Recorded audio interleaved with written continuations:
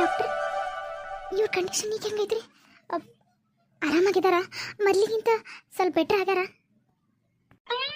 ಅವಸರ ಮಾಡಬೇಡಿ, ಅವಸರ ಮಾಡಬೇಡಿ. ಅದನ್ನು ಹೇಳೋಕ್ಕೆ ಕರೆಸಿದ್ದು ನಿಮ್ಮನ್ನು. ಇವ್ರಿಗೆ ತಲೆಗೆ ಬಲವಾಗಿ ಪೆಟ್ಟು ಬಿದ್ದಿದೆ. ನನಗನ್ನಿಸ್ತೈತಿ ಇವರು ಆಕ್ಸಿಡೆಂಟ್ ಆಗೋಕ್ಕಿಂತ ಮುಂಚೆ ಸ್ವಲ್ಪ ಸ್ಟ್ರೆಸ್ನಾಗೆ ಇದ್ದರು ಅನಿಸ್ತೈತಿ. ಸ್ಟ್ರೆಸ್ಸು ಏನೋ ಬಟ್ ಓವರ್ ಎಮೋಷ್ನಲ್ ಆಗಿದ್ರು ಅನಿಸ್ತೈತಿ. ಆ ಟೈಮ್ನಾಗ ಇವ್ರಿಗೆ ಆಕ್ಸಿಡೆಂಟ್ ಆಗೈತಿ. ಸೊ ಇವರು ಕೋಮಾಕ್ಕೆ ಹೋಗಿದ್ದಾರೆ ಮೇಡಮ್. ಏನು ಹೇಳ್ತೀರಿ ಡಾಕ್ಟರ್ ನೀವು? ಇಲ್ಲ ಇಲ್ಲ ಅಲ್ಲ, ಇದಕ್ಕೆಲ್ಲ ಟ್ರೀಟ್ಮೆಂಟ್ ಇಲ್ವಾ ಡಾಕ್ಟರ್? ಬೇಕಾದಷ್ಟು ಖರ್ಚಾಗ ಡಾಕ್ಟರ್. ಇವ್ರು ಹುಷಾರಾಗಬೇಕು, ಏನಾದರೂ ಮಾಡಿ. ನಿಮಗೆ ಹಾಸ್ಪಿಟಲ್ನಾಗ ಫೆಸಿಲಿಟಿ ಇರಲಿಲ್ಲ ಅಂದ್ರೆ ದೊಡ್ಡ ದೊಡ್ಡ ಹಾಸ್ಪಿಟಲ್ಸ್ ಡಾಕ್ಟರ್ಸ್ನ ಕರೆಸಿ, ಇಲ್ಲ ನಾವೇ ಎಲ್ಲರೂ ಕರ್ಕೊಂಡು ಹೋಗ್ಬೇಕಾ ಹೇಳಿ.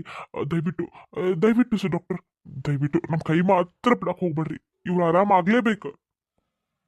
ಹೌದು ಹೌದು ಮಿಸ್ಟರ್ ವಿಜಯ್, ಇವರು ಕೋಮಾಕ್ಕೆ ಹೋಗಿದ್ದಾರೆ. ನಾವು ಎಷ್ಟು ಟ್ರೈ ಮಾಡಿದ್ವಿ, ನಮ್ಮ ಕಡೆಯಿಂದ 100% ಪ್ರಯತ್ನ ಹಾಕಿದ್ದೀವಿ ನಾವು ಇವ್ರನ್ನ ಟ್ರೀಟ್ ಮಾಡೋಕ್ಕೆ.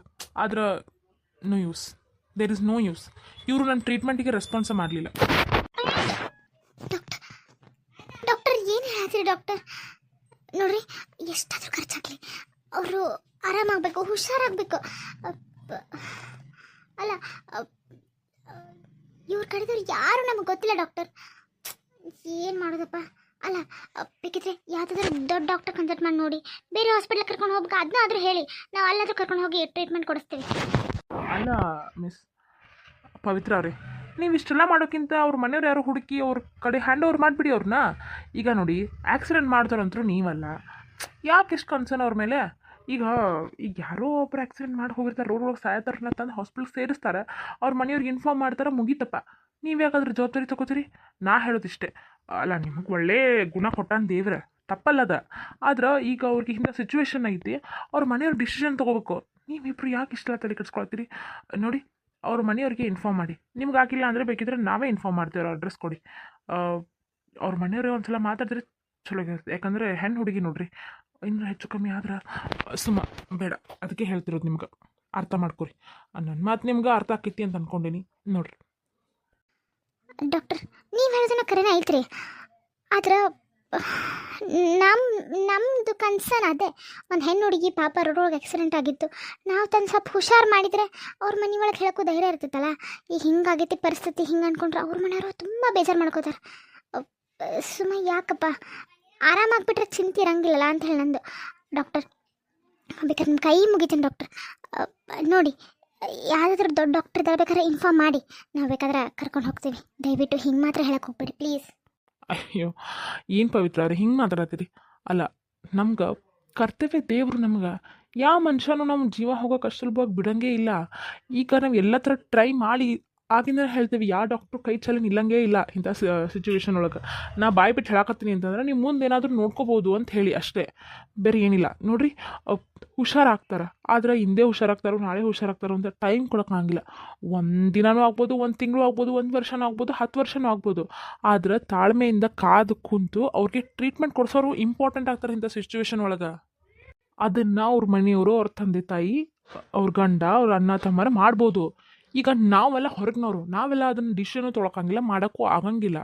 ಸೊ ಅದಕ್ಕೆ ಹೇಳ್ತಿರೋದು ಪವಿತ್ರ ಅವರೇ, ಅವ್ರ ಮನೆಯವ್ರಿಗೆ ಇನ್ಫಾರ್ಮ್ ಮಾಡಿ, ಅವ್ರನ್ನ ಕರೆಸಿ ಮುಂದಿನ ಡಿಸಿಷನ್ ಅವರೇ ತೊಗೊಳ್ಳಿ. ನಾನಂತೂ ಇಷ್ಟೇ ಹೇಳೋಕ್ಕಾಗೋದು. ಏನು ಪವಿತ್ರ ಡಾಕ್ಟರ್ ಹಿಂಗೆ ಹೇಳಕತ್ಬಿಟ್ಟಾರ? ಅಲ್ಲ, ಅವ್ರ ಮನೆಯವ್ರಿಗೇನೋ ಫೋನ್ ಮಾಡ್ಬೋದು, ಆದ್ರೆ ಆಕ್ಸಿಡೆಂಟ್ ಮಾಡಿದ್ ನಾವ ಅಂತ ಹೆಂಗೆ ಹೇಳೋದು? ಊರ್ಜಿ, ನೀವು ಸುಮ್ಮಿರಿ. ಮೊದಲ ನನಗೆ ನನ್ನ ಟೆನ್ಷನ್ ಆಗೈತಿ, ನೀವು ಬೇರೆ ಹೆದರ್ಸ್ಕೊಂತ ಆತಾಗ. ವೇಟ್ ಮಾಡ್ರಿ, ನೋಡೋಣ, ಈಗ ಒಂದು ದಾರಿ ತೋರಿಸ್ತಾನೆ. ಅಲ್ಲ, ನಾವು ಆಕ್ಸಿಡೆಂಟ್ ಮಾಡೋಕ್ಕಿಂತ ಹೆಚ್ಚಾಗಿ ಪಾಪ ಹುಡುಗಿ ಇದೆ. ಆರಾಮಿದ್ದು ಹುಡುಗಿಗೆ ಗಾಡಿ ಹೊಡೆದು ಹಿಂಗೆಲ್ಲ ಮಾಡ್ದಂಗೆ ಆಯ್ತಾ ಅಂತೇಳಿ ನನಗೆ ಒಂಥರ ಗಿಲ್ಟ್ ಫೀಲ್ ಆಗತ್ತೈತಪ್ಪ. ಹೆಂಗೆ ಮಾಡೋದಪ್ಪ ಈ ಹುಡುಗಿನ? ಏನು ಮಾಡೋದು? ಹಾಂ, ನಮ್ಮ ಅವನ ಫ್ರೆಂಡಪ್ಪ ಅಮೇರಿಕಾ ಒಳಗೆ ಡಾಕ್ಟರ್ ಅದಾನ. ಅವ್ರ ಜೊತೆ ನಾನು ಒಂದ್ಸಲ ಮಾತಾಡ್ತೀನಿ ರೀ, ಏನಾದರೂ ಸೊಲ್ಯೂಷನ್ ಸಿಗ್ತದೆ. ಹೌದು, ಅಷ್ಟೇ ಮಾಡ್ತೀನಿ. ನೀವು ಸ್ವಲ್ಪ ಈ ಹುಡುಗಿ ಕಡೆ ಇರಿ, ನಾನು ಕಾಲ್ ಮಾಡಿ ಮಾತಾಡ್ಕೊಂಡು ಬರ್ತೀನಿ. ಹಾಂ, ಸರಿ. ಎಲ್ಲ ಹೋಗಿದ್ರಿ, ಯಾರನ್ನ ಕರ್ಕೊಂಡ್ ಬರ್ತೀನಿ ಅಂತ ಹೇಳಿ. ಯಾರವ್ರು? ಇದು ಹೇಳ್ತೇನೆ ಪ್ರೀತಿ, ಹೇಳ್ತೇನೆ. ಅದು ಅಮ್ಮ, ಆ, ಇದು ನಮ್ಮ ಚಿಗವ ಅವರು ಇಲ್ಲೇ ಊರಿಗೆ ಬಂದಿದ್ರು. ಅವರು ಸಂಬಂಧಿಕರು ಇಲ್ಲದಾರ ಇದೇ ಊರಾಗ. ಅವ್ರನ್ನ ಭೇಟಿ ಹಾಕಂತ ಬಂದಿದ್ರಮ್ಮ. ಅದು ಏನಾಗ್ಬಿಟ್ಟೈತಿ ಅಂತಂದ್ರೆ ಅವರು ಇವ್ರಿಗೆ ಬರಕ್ಕೆ ಹೇಳಿ ಊರಿಗೆ ಹೋಗ್ಬಿಟ್ಟಾರ. ಅದು 1 ವಾರ ಟ್ರಿಪ್ಪಿಗೆ ಹೋಗಾರಪ್ಪ. ಈಗ ಇಲ್ಲಿ ಬಂದಾದ್ಮೇಲೆ ಅವ್ರಿಗೆ ಮ್ಯಾಟ್ರ್ ಗೊತ್ತಾಯ್ತು ಅವರು ಟ್ರಿಪ್ಪಿಗೆ ಹೋಗಾರಂಥೇಳಿ. ಮತ್ತು ನೈತೆ ಊರಲ್ಲೇ ಇರೋದಲ್ಲ, ನನಗೆ ಕಾಲ್ ಮಾಡಿದ್ರು, ಹಿಂಗಾಗೈತಿ ನಿನ್ನ ಮನೆಗೆ ಬರ್ಬೋದನ ಅಂಥೇಳಿ. ಆಮೇಲೆ ನಾನೇ ನಿಮ್ಮ ಮನೆಯೊಳಗೆ ಅದನ್ನಲ್ಲ, ನಾನೇ ಇನ್ನೂ ಸಪ್ರೇಟ್ ಮನೆ ಮಾಡ್ಕೊಂಡು ಹೋಗೇ ಇಲ್ಲ. ಹೀಗಾಗಿ ಹಿಂಗೆ ಅಂತಂದೆ. ನಾನು ಬೇರೆ ಮನೆ ಒಳಗೆ ಅದನ್ನು ಚಿಗವ, ನೀ ಹೆಂಗೆ ಅವ್ರ ಮನೆಯೊಳಗೆ ಇರ್ತಿ ಅಂತಂದೆ. ಆದರೂ ಪಾಪ ಅಲ್ಲೇ ಬಿಟ್ಟು ಬರೋಕ್ಕೆ ಮನಸ್ಸು ಬರಲಿಲ್ಲ. ಹೀಗಾಗಿ 1 ವಾರದ ಮಟ್ಟಿಗೆ ಕರ್ಕೊಂಬಂದೆ ಅಮ್ಮ. ನೀವೇನು ಅಂದ್ಕೊಂಡಿಲ್ಲ ಅಂದ್ರೆ ಅಲ್ಲ ಸಾಕ್ಷಿ, ಈಗ ನಿನಗಷ್ಟೆಲ್ಲ ಬೇರೆದವ್ರ ಮನೆ ಅನಿಸಿದ್ರೆ ಮೊದ್ಲು ಪರ್ಮಿಷನ್ ಕೇಳ್ಬೇಕು. ನೀ ಏನಯ್ಯವ ಕರ್ಕೊಂಬಂದು ಪರ್ಮಿಷನ್ ಕೇಳಾಗತ್ತಿ. ಅಲ್ಲ ಕರ್ಕೊಂಬಂದ್ಗಳೇ ಹೊಳ್ಳಿ ವಾಪಸ್ ಹೋಗ್ರೆ ನಾಕೈತೇನೆ. ಹೌದು ಸಾಕ್ಷಿಕ. ಅಲ್ಲ ಏನ ಸಾಕ್ಷಿಕ, ನೀನು ಮುಂಚೆ ಹೇಳಿ ಪರ್ಮಿಷನ್ ತಗೊಂಡು ಕರ್ಕೊಂಡು ಹೋಗ್ಬೇಕು. ಅಷ್ಟಾಗ ನೀನು ಇನ್ನೇನು ಬಾ ದಿನ ಇರಂಗಿಲ್ಲ ಈ ಮನ್ಯಾಗ, ಮತ್ತು ಅವ್ರು ಬೇರೆನಾ?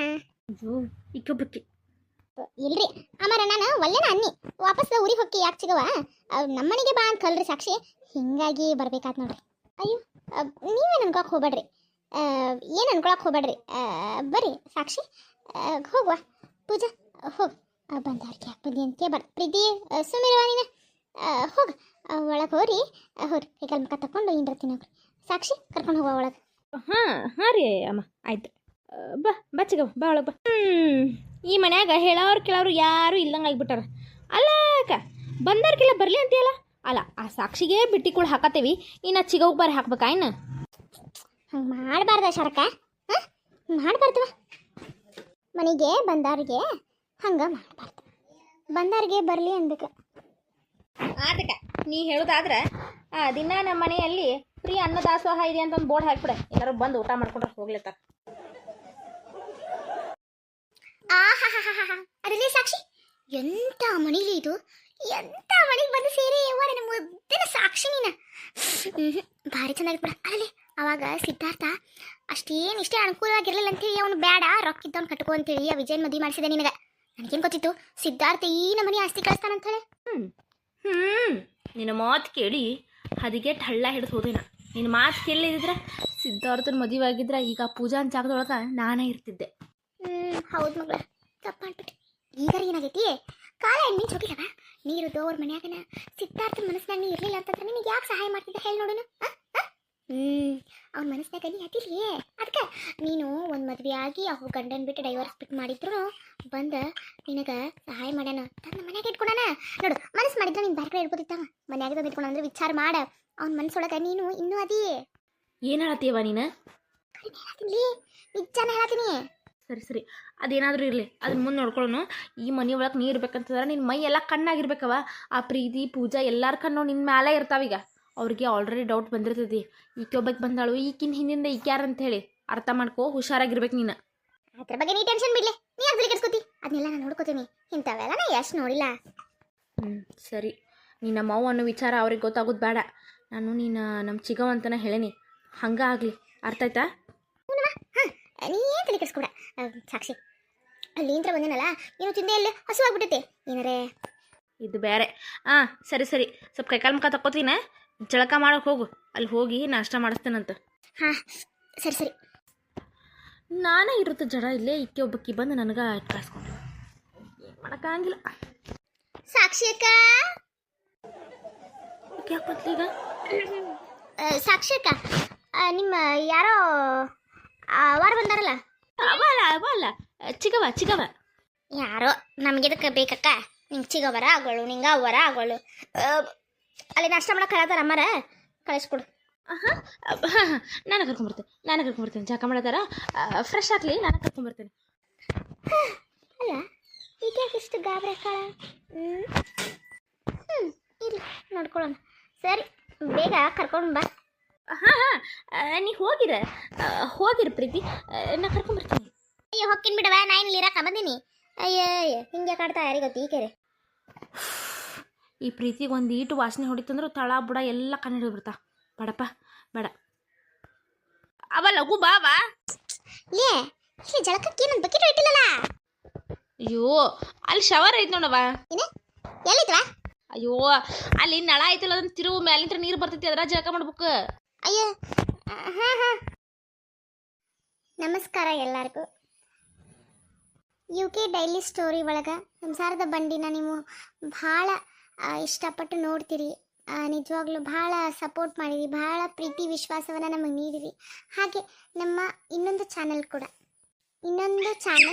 ಪಕ್ಕಾ UK ಮಂದಿ ಅಂಥೇಳಿ ಇವತ್ತಿಂದ ಶುರು ಮಾಡತ್ತೀನಿ ಆ ಯೂಟ್ಯೂಬ್ ಚಾನಲ್. ಅದರ ಒಳಗೆ ಸಂಸಾರದ ಬಂಧನ ಅಂಥೇಳಿ ಒಂದು ಹೊಸ ಸ್ಟೋರಿನ ಆ್ಯಡ್ ಮಾಡಕತ್ತೀನಿ.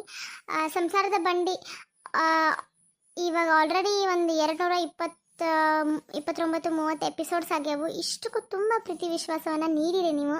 ಹಾಗೆ ಸಂಸಾರದ ಬಂಧನಕ್ಕೂ ಕೂಡ ಪ್ರೀತಿ ವಿಶ್ವಾಸ ಹೀಗೆ ನೀಡ್ರಿ ಅಂತ ಹೇಳ್ತಾ ಆ ವಿಡಿಯೋನ ಇವತ್ತು ಸರಿಯಾಗಿ 10 ಗಂಟೆಗೆ ಯೂಟ್ಯೂಬ್ ಚಾನಲ್ ಒಳಗೆ ಬಿಡಾಕತ್ತೀನಿ.